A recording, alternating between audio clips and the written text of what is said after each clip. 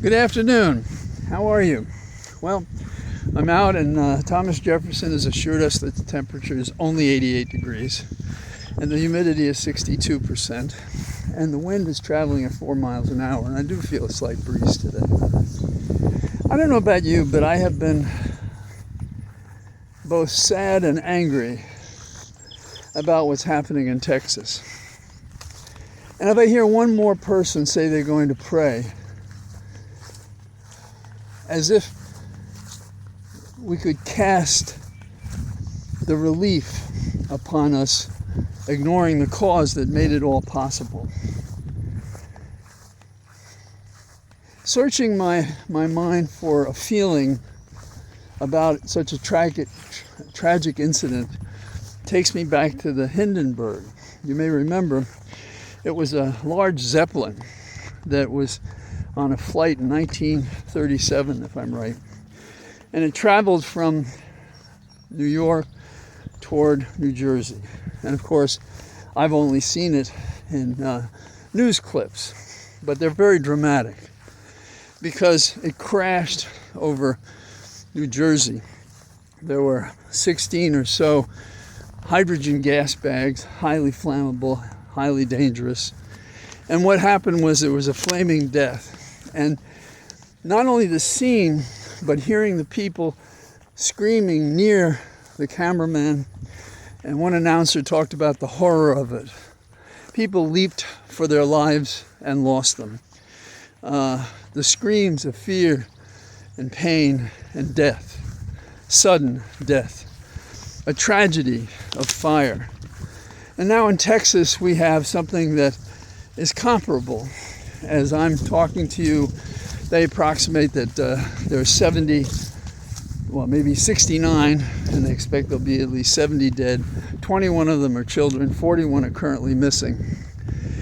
And it went down a place appropriately called Flash Flood Alley. So they already knew this was a dangerous place near the Guadalupe River. And where it comes from is plumes of the Gulf of Mexico lift the moisture up into the air, and therefore we know this area is vulnerable. You may remember earlier reports of flooding on the coast, as about the same thing happened, though not through a river but the entire coast. And because the water was higher, it stayed and hovered over Texas. Where does this come from? It comes from an increase in heat of global greenhouse gases, rising global temperatures as a result of it, warmer air that can hold more moisture. And so what kind of waters were dropped in Texas? 5 inches an hour, which is a lot of rain. The Guadalupe River surged from 7 feet to 29 feet, higher than the highest before that in something like 1987. And where does this come from? Greenhouse gases come from fossil fuels, from what we've done to our environment. Last year, Texas, and this is the irony of it, produced 1.8 trillion barrels of this oil. 1.8 trillion gallons. It's a tragic irony that greenhouse gases warm the planet, and oil and gas has, over time, created this tragedy. And it's not that we haven't known about it, we've chosen not to do anything about it. The almighty dollar every day costs us lives, costs us livelihood, costs us a style of life. We've been at this for 150 years.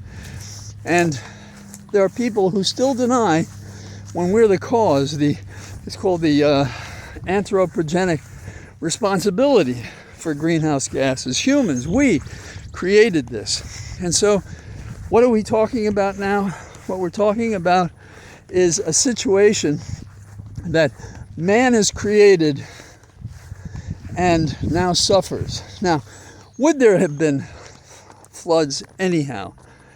Perhaps. But what happens is these become supercharged by our failures and our ignorance of what causes this. And so every time I hear somebody say something stupid about, oh, you know what we've got to do? We need more personnel. More personnel can't combat such a rise in a river that comes as a result of us ignoring global warming. But we're ignorant about vaccines. We're ignorant about global warming. We're ignorant about medicine. We're ignorant about what diet helps people, what makes people happy. It is very sad that America, which has all of these gifts in terms of freedom and resources, and it's never enough.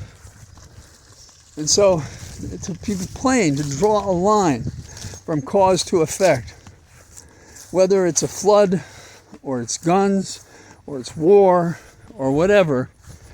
We may talk about caring about the children, but frankly, we don't give a damn. We do not take care of the children, whether it be neglect, as this is, or any of the other causes. So we have a devil in our workshop. It is the Republican Party. It is ignorance. It is discrimination. It is inequality. And we have to stop it. And we have to try to claw back to a civilization, the image of one we were once perfecting, and we are no longer. We're turning America into a junk heap, and the people leading it have no souls and are evil. And this is just the most recent one. I mean, consider the fact that we don't need FEMA, they said, and they poured everything into the state after the fact when everybody is suffering and dying and another storm is on the way. How do you deal with that? You fire all the people responsible. You don't elect them. You limit them. And if we really cherish our children, we tell them the real answers are hard answers, and they don't come with prayer. So that's what I got to say. So have a good day. Think of those poor people in Texas, and I'll talk to you tomorrow. Bye-bye.